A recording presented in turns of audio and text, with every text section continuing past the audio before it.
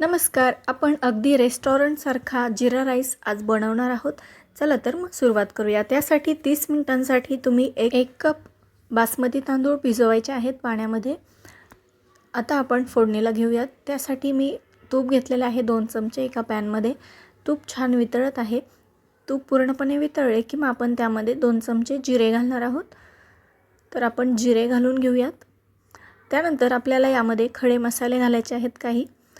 तर मसाल्यांमध्ये विलायची 2-3 विलायची घेतले आहेत मी, एक दालचिनीचा तुकडा, तमालपत्र आणि लवंगा घेतल्या आहेत 4-5, काळे मिऱ्यासुद्धा घेतलेले आहेत 4-5. हे छान तडतडू देऊयात आणि त्यानंतर यामध्ये मग आपला भिजवलेला जो बासमती तांदूळ आहे तो घालूयात. तुम्ही साधा तांदूळसुद्धा वापरू शकता, त्यानेसुद्धा खूप छान भात होतो, जिरे भात होतो. यानंतर आपण तुपामध्ये सगळा मसाला जो आहे, खडे मसाले जे आहेत ते छान परतवून घेऊयात आणि मग त्यानंतर यामध्ये आपण पाणी घालणार आहोत.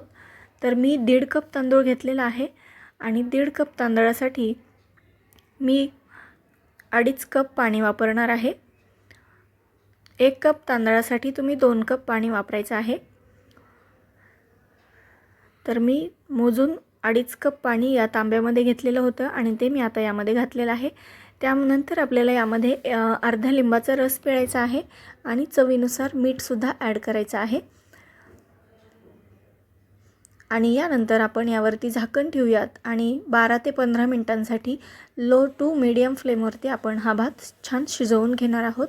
आणि 15 मिनिटांमध्ये आपला छान जिरा राईस तयार झालेला आहे, पाहू शकताय. तुम्हीसुद्धा एकदा घरी नक्की ट्राय करा.